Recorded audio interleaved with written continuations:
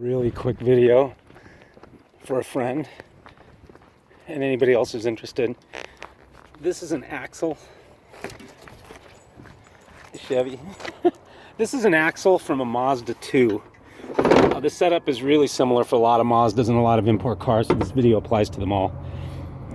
As you can see, it's not a straight axle. This is an axle beam, so that this one's bent, which is why I got another one.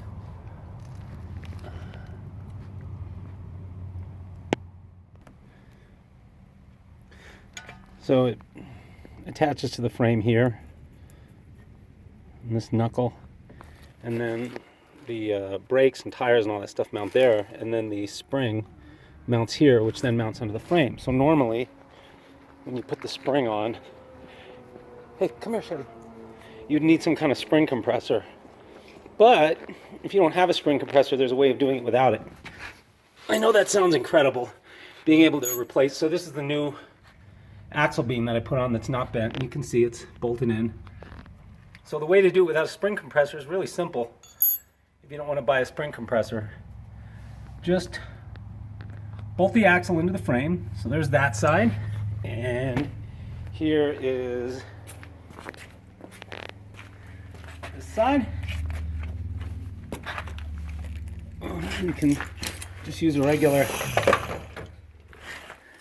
impact wrench or torque wrench, whatever you got. And then this shock, so when you bolt in the axle beam, the axle is going to fall this way down. So there will be plenty of room to put the spring in. So then you put a floor jack, like this,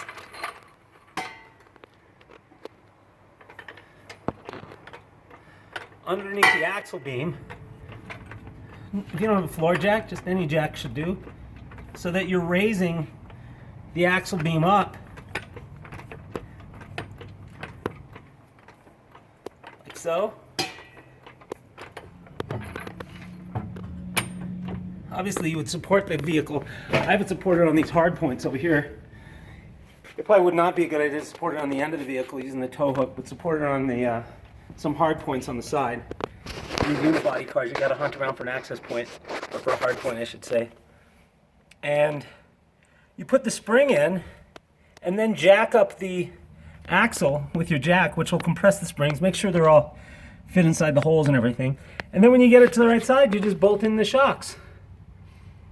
The alternative way, if you have a spring compressor, is you attach the shocks first, then compress the springs, put them in there. Now, in some cases, you won't have a choice because the spring goes around the strut. So in that case, it's more likely you're probably going to have to compress it. But I think even with that method, you can use the jack method. I'm not a big fan of spring compressors. See, I have to do some body work on this car. I'm not a big fan of spring compressors. They work, but I really like this method. So it's just a quick little method of how to do it. So bolt in the front first.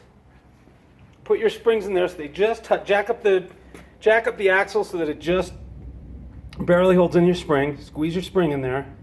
You're not going to be able to squeeze it too much because it's a very strong spring. Supports the weight of the car, or a lot of the weight of the car. And then jack up the axle so it compresses the spring.